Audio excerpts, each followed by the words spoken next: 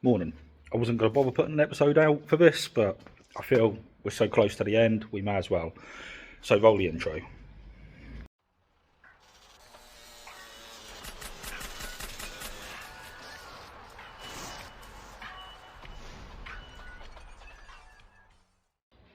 So I believe the last time we looked at this, she was nowhere near being show ready. Now we've pretty much just got the rear and front bumper to put on and a couple of other bits and pieces. I've already done the suspension, I've already taken her for a test drive, and I've already worked out some niggles, so I'll start going through them with you now. So my first show of the season is in fact on Monday, and we are currently Friday, so there's a few bits and pieces still left to be done. I've got front rear bumper and a lovely list of other little bits on my whiteboard over here, just trying not to trip over stuff. But yeah, just quickly zoom in. Oh, there you go, you can see my little tick list up there. And yeah, so I've got a few bits and pieces to actually work through. It's pretty much just finesse and stuff, and then it's going to be getting the car cleaned, hopefully to get it to the show in time. But yeah, so first niggle I've had, still had air drawing in the system. Fuel pump has been giving off a bit of a lopey idle. It has done ever since I've had the car, and I've never really got to the bottom of it. It didn't matter what fuel pump I put on it or anything like that. Of course, I forgot to check a few basics, and that being pipe work. So in an earlier video we see I had, there we go, there we go, we found a split in the pipework at the back near the tank. Now you can actually see that goes all the way through to the core of the pipe as well, so this is most likely where my air has been drawn into the system, causing that lopey idle.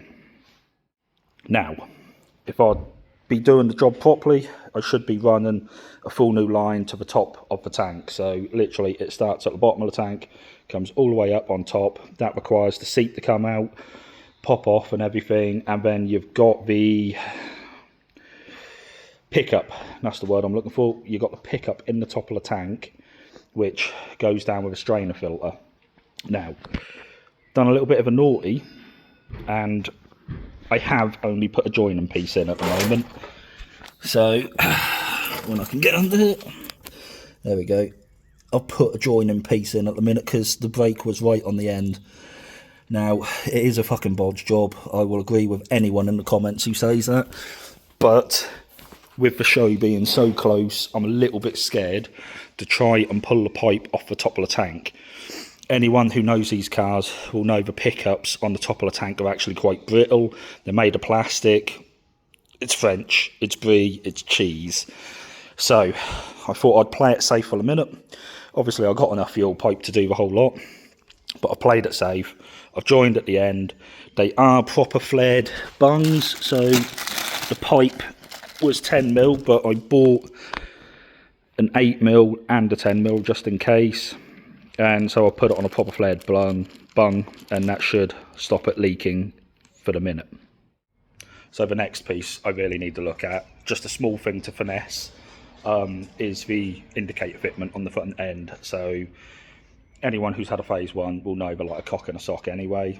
I think I discussed it in the last video. The fitment didn't quite seem right, so I ended up spacing the headlight, the whole headlight, off with a couple of penny washers. Still not convinced that's right, so I'm just going to have a play at the front end and see if there's any adjustment in the slam panel or anything like that, just to try and get that fitment a little bit better. Also need to work out how I'm going to stop the indicators from actually rattling on the wings, so it's going to be a bit naughty, but I might just ram a piece of foam in between the headlight bucket and the indicator itself. But I'll just quickly flip round and I'll show you exactly what I mean. So light's a little bit bright on the front end, but you can see straight away this gap. It's absolute dog shit in the top there, and this indicator is just like cock and a sock. So I got to do something about it. I'm not happy with it. I'm literally wondering if I can bring the slam panel forward, drop a couple of the washers out. The washers are on this bottom corner, so what I'm thinking is the washers have potentially tilted the arse end out of the headlight, and of course with that motion that top corner has come down. So we'll have a little play and see if that actually sorts that out. So I thought I better just start the car and see if I've lost this loopy idle. We have a little listen to the exhaust.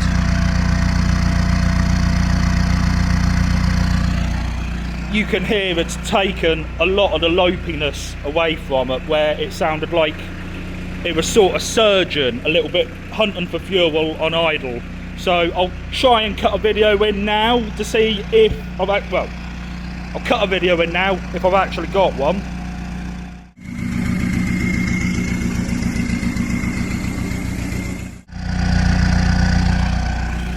And yeah, hopefully if I did have a video to insert there, you will actually hear the difference in the idle now. So it's still not perfect. We come round to the front. I have got a 406 clear fuel pipe on here. So, don't know if we can just zoom in.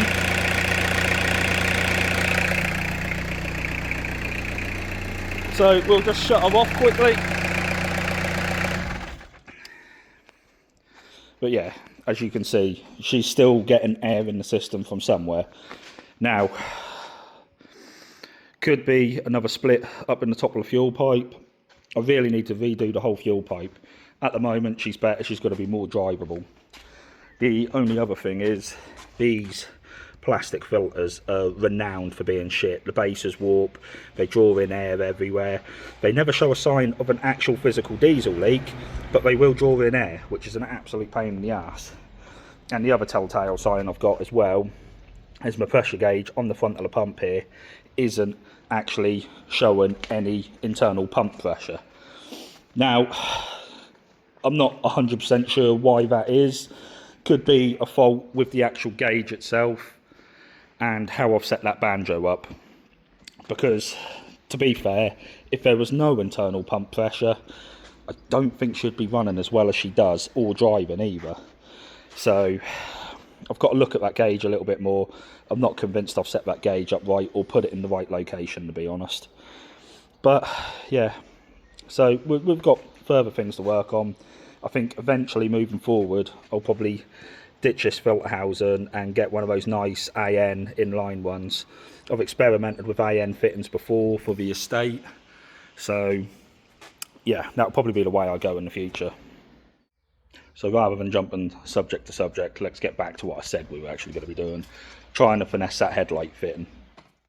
The light's so bright, I can't really stand over here to show you what I wanted to. But, so I'm going to attempt to undo this bolt just here and see if the slam panel will shuffle any further forward. So if we actually look at the headlight fitment, you can see the hockey stick sort of protrudes on this side. It doesn't really protrude on this side, not to the level of that one does. So like I say, I'm still not 100% sure what's going on here, because the weird thing is when you start looking at the corner, this hockey stick is buttered up. I don't think it's to do with the wing fitment, or at least I hope it isn't. So we'll try shuffling that forward. That should in theory bring the headlight forward, and if it brings it forward enough, it would then pop that hockey stick out at the bottom, which if it pops the hockey stick out at the bottom, means I can then take those spacers back out and get all of this tilted back upwards. Right, so I've now shuffled that slam panel forward, and we can see by the paint I've actually removed on the slam panel how much it's moved. So it's made a little bit of a difference to the indicator fitment, but I've now dropped the indicator out. Just gonna run a 10mm spanner in there, try and drop one of these spacers out and see if it is going to improve things. Might not, but I can only try, right? Right, so after a little fiddle, one penny washer out the bottom has got that fitment a little bit better. It's now not rubbing on the wing so bad. The only other thing I've had to do as well, you can see the rag down there, and I will show you on, it's a Peugeot partner indicator, but they fit with the same principle. So you've got two guide fingers, top and bottom, same as the 306 indicator. The only difference is the locking mechanism is actually here for the 306. So all I've done is I've wrapped each finger with a little bit of rag just to make the fitment tighter and stop it rattling around, and to be fair, it seems like it's pretty much done the trick. It's still got a little bit of play, but that's significantly less play than what there was a little while ago, so got to repeat that process over this side. Looking at it, headlight seems quite far back still this side as well, so I'll see if I can move the slam panel forward, do exactly the same, rinse and repeat, and see if that improves the fitment of the headlights. The only other thing I'll do afterwards is I've got some black spray paint. I'll just quickly spray it into a pot and then just touch that in, just to be a bit of a slag. Right, so that is this side adjusted a little bit forward as well. Got the fitment that little bit better. Not great, but it's not touching the wing again, so that's going to be as good as we can get it on a phase 1. So my next little job on my list is I'm going to be sticking a standard LDA pin back in. So I did put one of the Land Rover 200 TDI ones in, the little Chinese ground ones, and to be fair, with this setup it's not really a good idea. Great on something like a 9mm pump where you're really maximising how much fuel you can chuck out of it, but for something which is heavily modified like this, 11mm, the 6 vane, time and advance spacers and stuff like that, it's actually causing me a little bit of a boost spike issue. So when I come on to boost, because the LDA pin then starts adjusting to add additional fuel on boost, I'm getting like a boost spike generated by the additional fuel just being chucked straight into the engine. So I'm going to calm that down a little bit by just putting a stock LDA pin back in. Should also cut the torrent of black smoke, and at the end of the day, all us XUD lovers, we do love a bit of black smoke, but the amount which is kicking out the back of this at the moment is fucking criminal. It's just, I'm asking to get tugged for it really, so I'm going to put the stock pin back in. I'll cap that black smoke down a little bit. The actual max fuel settings at the moment are pretty much spot on, so it's just going to be a case of finessing this additional fuel when on boost. A couple of little bits and pieces I can do to adjust that as well. I can alter the preload on the spring, and of course there is the bolt on the top of the LDA top hat which alters the starting position of this LDA pin. So there is a couple of things to look at there, but that's more long-term tuning for me. I need to be driving the car consistently, probably going backwards and forwards to work, stuff like that, and then I can start working out, like one day boosting it hard, next day driving it sensibly, and start going, right, I need to add a little more preload on the spring because I need the LDA pin to start adjusting later on in the boost, or I need to soften it because I need the LDA pin to adjust sooner. So yeah, it's going to take time to tune this thing up, but for now I want to play it safe. I'm going to lose that 200 TDI pin. The other reason behind it as well, obviously the fuel spikes and everything are going to cause it to heat up a hell of a lot quicker. And if you haven't noticed, guys, looks like we've got fucking early summer, so typical XUD, they do like to get hot, so I may as well try and protect the engine a little bit. I don't fancy doing another head gasket, but yeah, so that's got to be my next thing to play with. So just as a quick one, this isn't a definitive how-to guide, but 4 bolts, drop them off, and then you get straight in to your LDA pin. Now a factory LDA pin can actually be changed position as well. You have, if you look at it, it's a conical design. You'll see one side has a harsher slope on it than the other side. So factory, they're usually in the middle somewhere. You can just literally turn these in the top to the harsher slope and give yourself, from factory, an extra little bit of fuel on boost straight away, which it does make a big difference.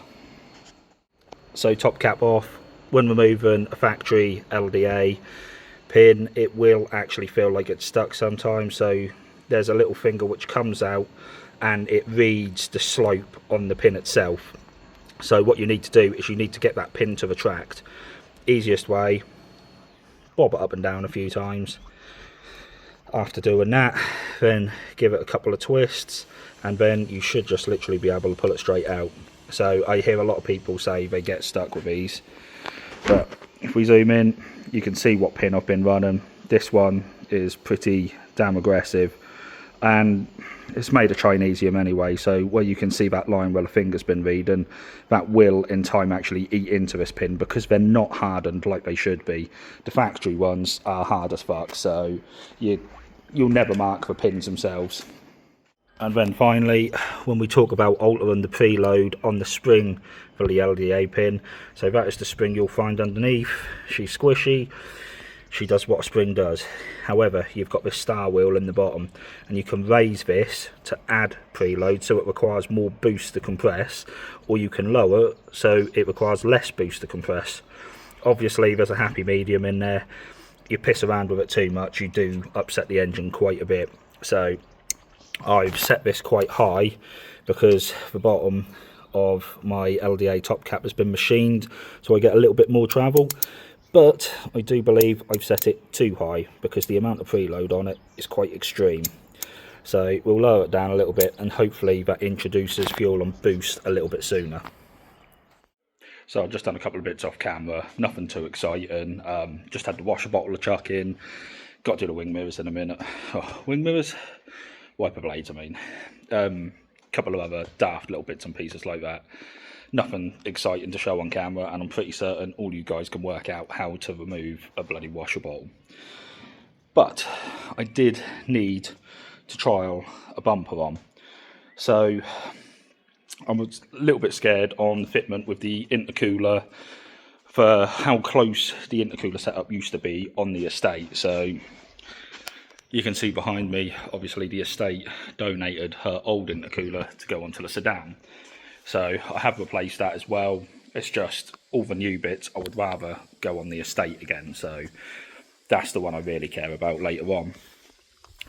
But yeah, so I needed to test fit the clearance between the intercooler and the bumper.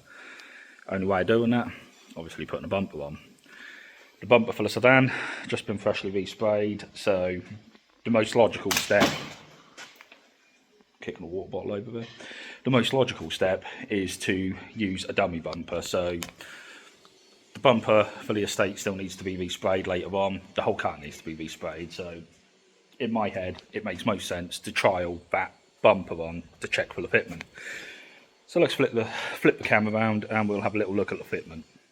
Okay, so yeah, you just got to bear in mind, obviously this is the estate's bumper, it's not the same weight or anything like that, but this is just pushed on at the moment, so it's pretty much all the way home, and we have got ample amounts of clearance.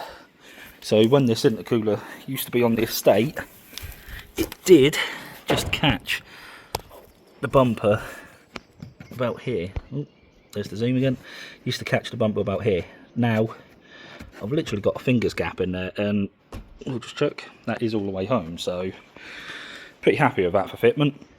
Hopefully the Sedan's bumper will be exactly the same, but no reason not to. Neither of these bumpers were distorted at all. So yeah, it's some good news. Altering those brackets slightly meant I did actually gain an extra bit of clearance, possibly 5-10 mil in there. But of course, when the air hits the front bumper, because there's no grille, there's nothing like that in there, the bumper's going to be prone to flexing out. So yeah, the additional clearance will do us some good, to be honest. I've got some more little bits and pieces to crack on with. Nothing really too exciting, to be honest, nothing video content worthy. It's now going to be a case of I've got to wait to get my bumpers back, got to put them back on, sort like the rear number plate light out and stuff, put number plates back on. Yeah, it's all daft little bits now, just minor show prep, if anything. I'll go have a look at the list and I'll actually see if there's anything major worth filming. Okay, yeah, so after looking at the list, there really isn't nothing else worth filming, so I'd like to drop a clip in at the end once the car's all back together. We'll do a little walk around or something like that. I mean, the only other thing I can show you literally right this second is the steering wheel was going to be going into her. So steering wheel which is in it at the moment. You can see it just there, and we'll go have a look. So yeah, the steering wheel which is in this at the moment, it's just a cheap £40 jobby. This isn't actually the steering wheel which was in the sedan. So this has come off the estate. I put it on just in case, like moving her around and stuff like that. I didn't want to get the other steering wheel dirty. So I did have a fully blacked out leather Ghetto Works steering wheel, but I feel like it's going to work better on the estate later on because I've got a full black leather set of executive leathers to go in her. So keeping it all in theme, I want everything black in the estate later. So that left me with the decision, needed to get another steering wheel for the sedan, obviously. Of course, Ghetto Works again. Managed to bag one of these. So there's only 3 of these actually been made so far. So unfortunately, lad at Ghetto Works had some issues with the manufacturer. So there was only ever 3 of these which actually come out the moulds properly with the acrylic and stuff like that.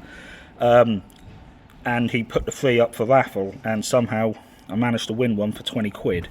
So obviously there's blemishes in it, like the rope has floated partially up to the top of the acrylic when it's been injection moulded and stuff like that. There is unfortunately a little scratch in the chrome, but it's one of 3 steering wheels. It's cool as fuck. It's in upkeep with the dimmer wheels, and I just feel like this will sort of be a nice little nod to tie the polished bits of the engine bay in. Ooh, there we are, zoom in. Polished bits of the engine bay in with polished steering wheel, and obviously my polished dimmer wheels when they go back on. At least that's the theory anyway, so we'll see. For me, I don't really know what else to put in that steering wheel wise. I don't like wooden momos. I don't like the Nardis, mainly because of the amount of fake Nardis knocking about. These days you look at a Nardi and you just think, oh, another steering wheel, it's nothing special. So the only other thing I've got is a Stealth carbon fibre forged steering wheel, which, to be honest, it's not really going to suit her, is it? So yeah, this Ghetto Works one should hopefully look alright. But for the minute, I'm going to knock this video off here. Really no point in me filming anymore. Nobody wants to see me hoovering this out or anything, so hopefully in 2 seconds there will be a clip of this complete with the bumpers on, and yeah, we'll see. Right, well, I was supposed to have the car complete for this next clip, but we're jacked up on one side. Still got that coolant leak from the last time, and I've gone round all the hoses, had a little bore scope down there and everything, and it's not looking good. Let's go have a look. So my sneaking suspicion is it keeps on dripping. Ooh, there we are, zoom in. Keeps on dripping down here by the sump. Now, I've checked all this pipe work down the back. Jubilee clips are done up fucking ridiculously tight now. Literally to the point of the worms on the clamps might start giving up. So oddly, that drip keeps coming from the same side of the engine block, despite her being jacked up like that fucker as well, which leads me down one final route with her, and that's what I was hoping it wouldn't be, but I'm not going to know till I get the covers off, and that is of course the water pump. So I did disturb the cam belt. Obviously I fiddled with the timing and stuff like that. I don't know if it is the cam belt leaking, but at this point there's only one way to find out. So luckily it's still Friday. I've got time to pull it apart, get it all sorted for the show, and luckily I did have a brand new cam belt kit ready for the engine for that, so I could always swap it all over. But that should have really been a job outside of the car, because with the modifications on that induction pipe and stuff, I don't think I'm going to have the ability to work on it anymore in situ. So let's see how this now unfolds. Well, things have escalated and gone from bad to worse, so just get the torch in there, and as you can see, looks like the bearing has failed on the water pump. So now, 2-3 days before show, I've got to try and get this cam belt done. Yeah, I've got, obviously I just said I've got spare cam belts, I've got spare water pumps and stuff, so I've got the stuff here to do it. It's just now, obviously, I've done all these modifications to the engine. It's not something I'm sure I can do in situ anymore. I think it's engine back out to actually get it done. And that's mainly because of that big old induction pipe and stuff what I made. Obviously, I nibbled the cam belt cover out to gain the additional clearances and stuff for it. I'm going to try and do it in situ, but it's not looking promising. So, cool. Best crack on again. Okay, well, managed to get the cam belt off. Managed to do it in situ, but there really isn't a lot of flex in this engine anymore, so it's been quite a pain in the ass. Well, now you can see the extent of the leak from the seal behind. The frustrating thing is the bearing and everything actually on the water pump is fine, so it'll be the mechanical seal in the back of it which has failed. I'm guessing it's like a carbon seal or something like that. Maybe I've run it too much with the engine dry. I don't really know, to be honest. I don't think it should have failed like that, in all honesty, but it is what it is. So that can go down there. That is now scrap. Yeah, I mean, you can see I've got most of the bits off now. So I did drop this on my Instagram story a minute ago, and it was actually shocking the amount of people who have come forward, and they all had the same question: is it a Gates cam belt kit? Yes, it's what I've always used. I've always used the Gates kits, and everyone apparently has been having the same problems with these lately, which is a little frustrating. I never had issues like this with Gates years ago. Annoyingly, the other kit I've got here is another bloody Gates one, so that is what's going to be going on. As for the tensioners and stuff like that, the tensioners are actually fine.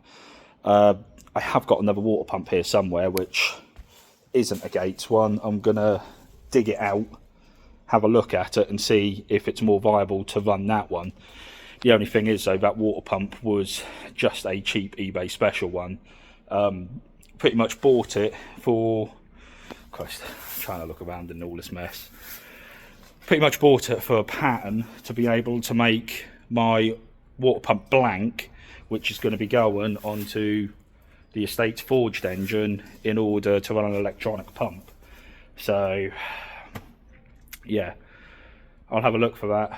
I think it's here somewhere being the word, but as you can tell, I'm getting very frustrated with this now, so yeah, I'm gonna dig in and try and get this sorted. So I'll probably put a clip on after I've actually got everything back together. I'm quite literally pulling my hair out over this, and you can see sweat dripping off me at the moment. It's not a good look. So, right, I'll see you in, well, the next clip. Right, so luckily managed to find the spare eBay one, and comparing the two, Gates, supposed to be a generic eBay one, actually FAI, when you start comparing it. So, plastic, and then metal. So, but not only that, when you start looking at it, you can actually see the FAI one has a much larger water pump. So the actual pump itself, the blades, whatever you want to call it, is a lot larger. So I think I'll be using the new Gates cam belt with the FAI water pump. Yeah, just got to try and find some motivation to actually continue with all this. But I've kind of done myself dirty because the way I've set the car up, it's stuck under the shutter. So really, until I actually finish this, I can't bloody go nowhere. So in for the long one. It's now 5 o'clock.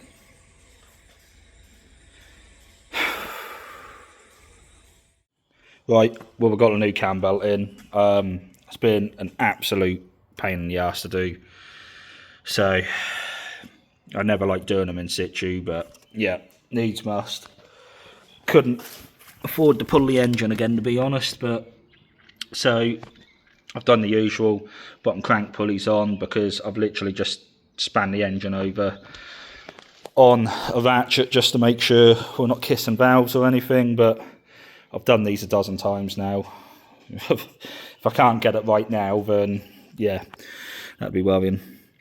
Well, got to try and get these cam belt covers back on again, wherever they are. So it'll be this kiddie first, the one I'm really not looking forward to, which of course is that one which goes down the back there, and I've got to squeeze it in between my induction pipe, which that's why it's got the nibble out there. It's literally clearance for induction pipe. So no time like the present, better get on again. Right, well, I ended up being up here till 10:30 last night. Absolutely shattered, fully bodily ache. Managed to get all the cam belt housings back on and everything. Ended up being an absolute slog and a pain in the arse, but managed to do it all in situ without pulling the engine. I do now debate whether or not it would have actually been quicker to pull the engine out, but we've got it done. So started the engine up, she all runs nicely and everything. Still got to bleed the coolant system properly, but it did take a lot more coolant in last night, and I need to run it up to temperature a few times, open the bleed screws and burp the system. The only thing I did find with it, so all the timing, everything was locked off. When you pin the pump now at high RPM, I found that I'm getting a slight bit of engine hesitation, like a stutter.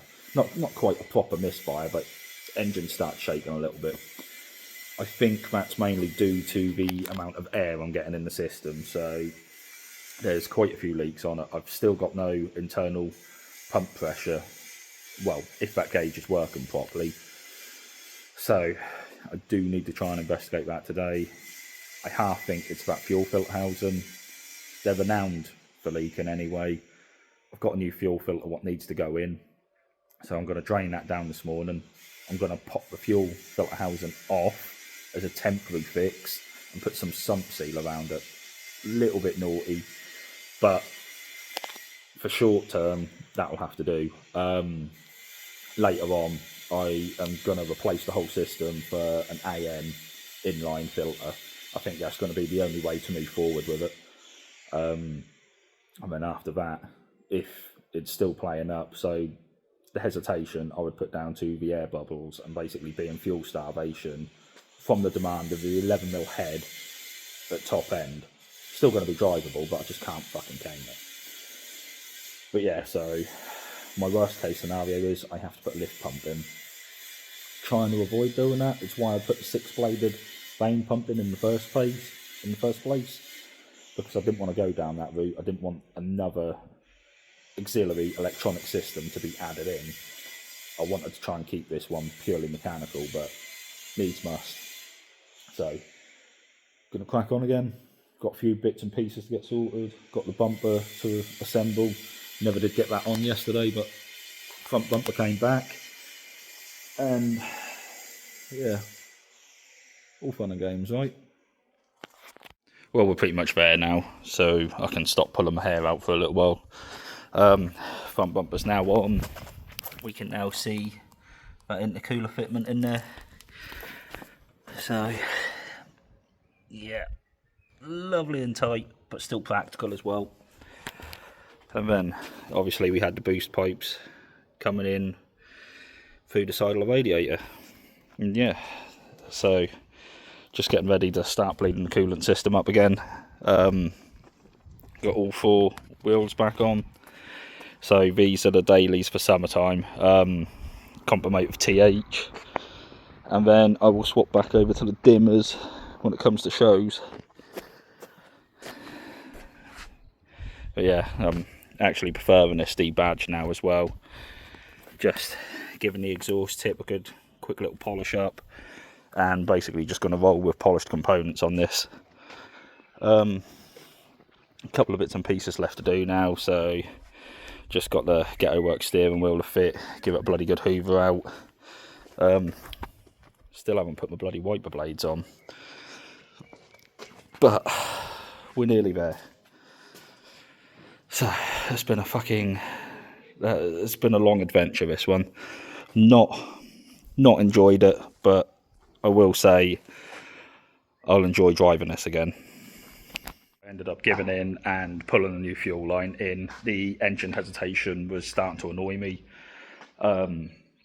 So what I'd actually done was a quick repair on the fuel line at the back of the tank, the one which we saw in one of the previous videos, which had perished just on the tip. I tried putting a little stint in rather than replacing the whole fuel line, and of course that actually posed as a restriction, because that nominal bore is a damn sight smaller than that nominal bore, as you can see there. So main reason I didn't want to try do it was because of the plastic fittings on top of the tank, and we'll just go have a look at them quickly. So yeah, the plastic fittings on top of the tank strainer, I was really scared that was going to snap off. It flexed out quite a bit, but I managed to do it without breaking it, so just currently cutting the fuel pipe down the size, and then I will have a nice new line back in there. Don't think this is the cause of the air still coming into the system. I still think that indeed is the filter. But considering we're now eliminating this restriction, which I swear it didn't hesitate before, so it was only this in the fuel system I've changed. Of course, I've done the cam belt as well, so we could have some pump timing issues, but the engine was locked off correctly, and you would like to think that I could actually time the engine up by now. Just thought out of interest, I'd actually measure the inside diameter of that little stint what I used. And as you can see, that's a 6mm inside diameter, and the nominal pipe work for the main feed on these is usually between 8 to 10. So yeah, basically I put my own restrictor in, so hopefully when I start her up in a minute it will get rid of that engine hesitation. Well, that's me pretty much done for the day. As you can see, Sedan's back in now. Pretty much have actually completed her, so we'll just go have a quick look. So unfortunately, taking that little stint bit out, I was hoping would actually... classic 306 headlight problems. Yeah, so taking that stint out, I was actually hoping that it would sort out the fuel surgeon and the starter at the high RPM, but unfortunately it hasn't, so I have got another underlying problem there somewhere, which I'll have to look further into. Rather frustratingly, she does still drip a tiny bit of coolant. Luckily, not from the water pump this time, so that's a little bit more manageable. But yeah, she's back together. I'm probably going to take her for a proper test drive tonight, tomorrow. So, going to take it home tonight. Friend holds cars and coffee meet, so not seen him in a while. I'm just going to very quietly put this back on the road tonight, and then I shall go see him. But yeah, so got the Ghetto Works steering wheel in there. Don't know if we can brighten it up. Ooh, there. Oh god, that's made the quality worse. Yeah, you get the idea. Ghetto Works steering wheel in there now, so it's pretty much complete. So yeah, for now, that is this video, this chapter of the Sedan, hopefully done. I might do a little video. I'll try and figure out something, a way of actually sorting the air coming into the fuel pump out and see if I can stop that fuel surge. And I've got a few little bits and pieces to still do on it, so that might make some more content. If not, the little ship brick there needs an XUD as well. So that could be the next series, who knows. But as per normal, cheers for watching, guys. Cheers for putting up with my waffle, and I will catch you all next time.